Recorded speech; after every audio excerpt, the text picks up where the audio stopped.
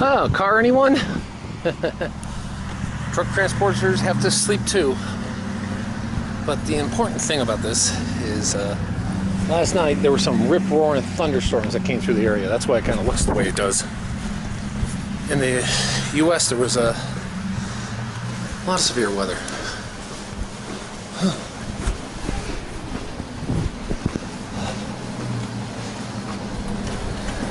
You can tell just from looking around how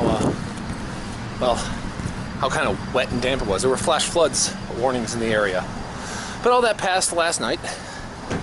And according to the weather report, the further west I go, the more it's going to open up and I'll eventually be in the sunlight. So that's good. The only other weather concern is south, but that's like Tennessee and that's not moving north. So I'm good weather-wise, so hopefully everything will be good today and I can get some good riding in. I'm going into the land of Lincoln, so hopefully there's some historical spots I can stop at along the way. Didn't really plan this out, so I know what road I'm taking across Illinois.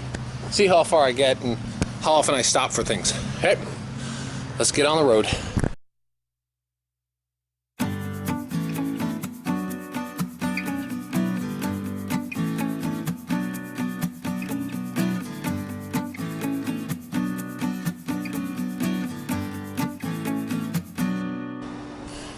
Well, starting off and through the haze, through the fog, through the mist, it's your normal kind of skyline for Indiana, and just kind of the retrospective farmlands that you see.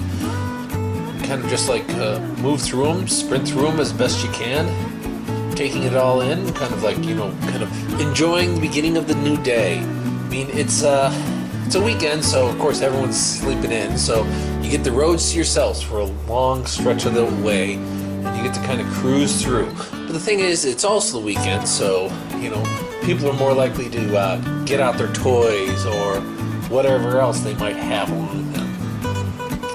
And in fact, there is actually something coming up where you can go on the road, and if you go through a lot of small towns, you do notice that there are people who have a lot of motorcycles, because you're more likely to enjoy it if you got a lot of open road to use. But you also start to see more classic cars, or cars that are just a little bit more unusual. In fact, coming up here,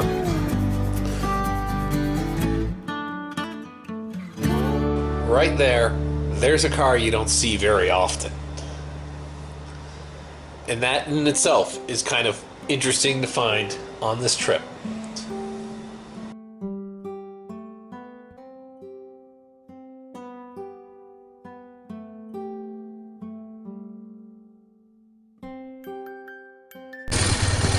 I just thought I'd stop here so people could see. This is Indiana. Farm, and I'm headed towards where it's flatter and more farms. But, it's a small town, all in service to farming all throughout here, but the weather's cooperating. The haze is picking up and it's getting lighter. I've almost seen the sun a few times, so we're going good. We're going good. I've seen some things that mark historical spot, but I'm thinking, what historical happened in Indiana? I don't really know a whole lot about the state other than the Colts and Hoosiers.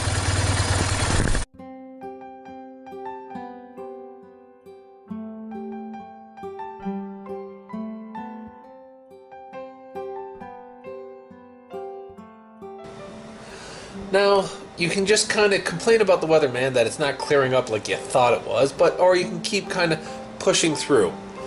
Entering Illinois and looking for historical markers, hoping to catch a little bit of history there and here and there. You can, the whole Lincoln Douglas thing, you figured I'd bump into something there or someplace where Lincoln stayed, but there was no dice, and some of those historical markers can be difficult to find. And because they'll just say historical marker 1 mile, but they don't really kind of detail out where exactly that 1 mile is, because I'm not exactly sitting on a triptych in order to lock it in.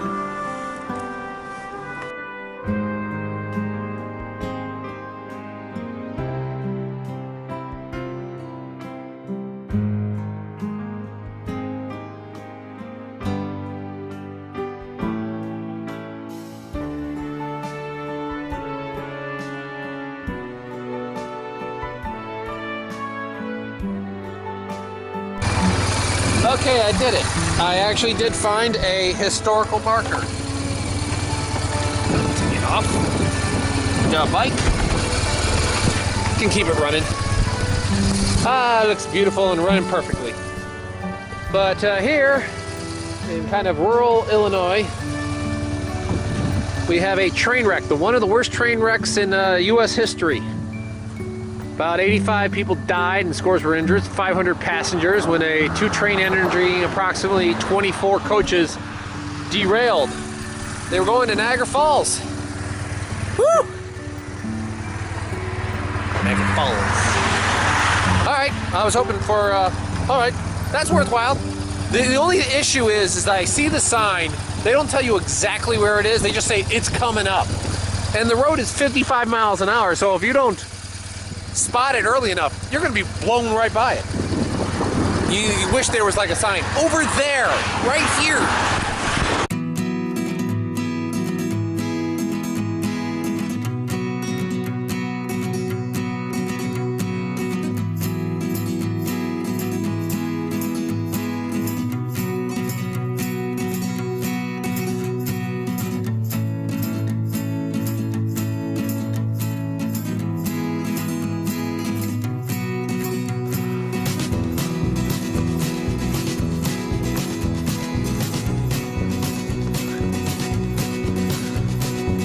But after you do find one, get a little history, you move out. And again, you see these kind of, this part of the country is just kind of flat, and there's a lot of farmland. There's a lot, and it's almost like very repetitive. You know, you come up to an intersection and you see big farm, and then you see the big kind of like collector with the big silos out to collect all the wheat and whatever they're growing. And then it just repeats. Big farm, silos, and just rinse, repeat. A lot of these places all just basically relying on these things. And eventually you come to, as anyone would see, you know, big rivers, big cities. They're there. I mean, a lot of these places, these cities are just out in the middle of nowhere. And I guess they're large in their own respect, maybe 1 million people, but they get swallowed up because in southern Illinois, everything's dwarfed by just the prospect of Chicago. And so, you know, when you go down, you hit this like pivot or whatever it was. It's a decent sized city, probably 1 million people, but Chicago is just like an hour or two north of it, so of course you never hear about it.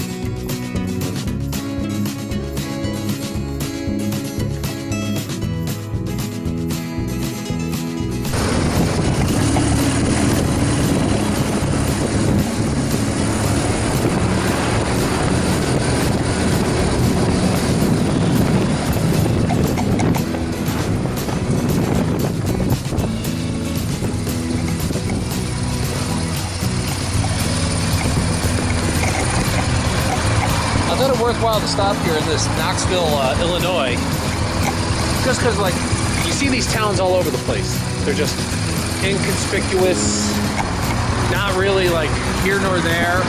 3,000 people. I guess they've been state champs in 2018 for something or other. But you find all these like hidden gems. I mean, it's a quaint, quiet town where not a lot's going on, and they're right next to nothing in particular. I mean, they're about, I want to say like 30 minutes from Davenport, Iowa, but nice little cute thing. The thing is that this is technically the Western Lincoln Heritage Road, and I have seen nothing.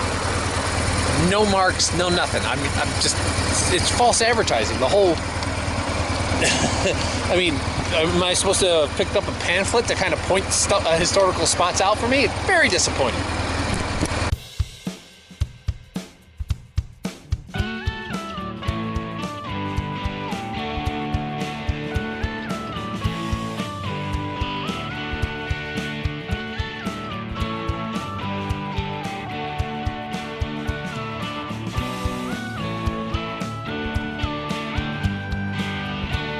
So I have stopped here along the edge of the Mississippi River.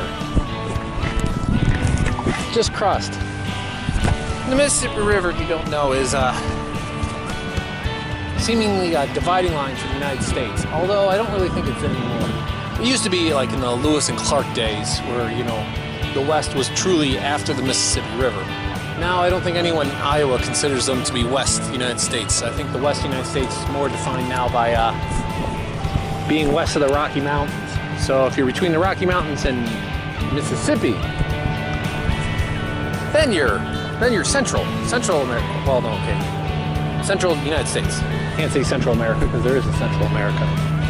But the Mississippi River, one of the 4 great rivers in the world. The Yangtze, the Amazon, the Mississippi, and the last is the one that I have not seen is Denial. I am only in it, I have not seen it. Okay.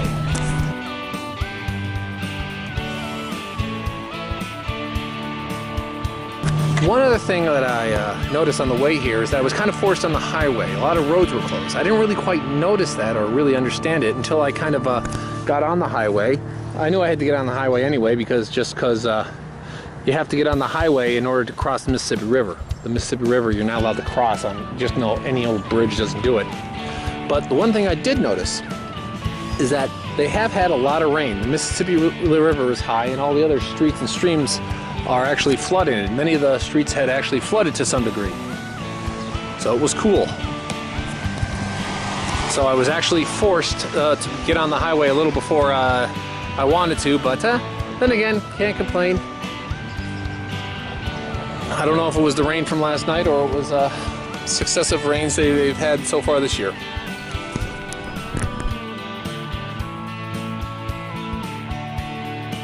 I just kind of stopped just to rest a little bit.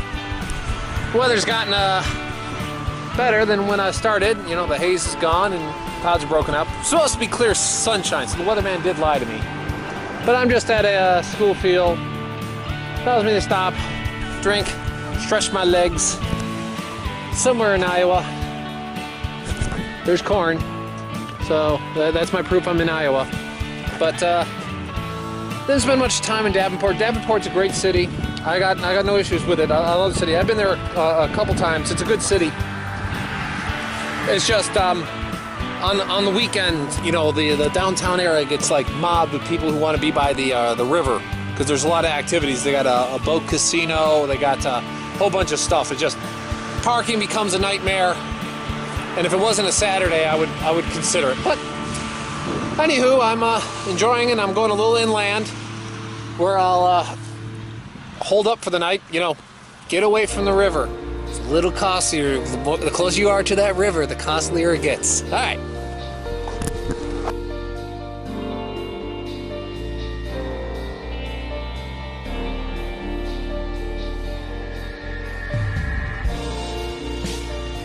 But after finishing it all off, you get to finish off in Iowa. I decided to stake a tent in Iowa City, which is a kind of a nice city, not super fast growing. So it's like it's a growing city, but it's a nice city to be at. You know, it doesn't have those growing pains, no like, you know, real rough areas or anything like that, or they're not being overwhelmed with people.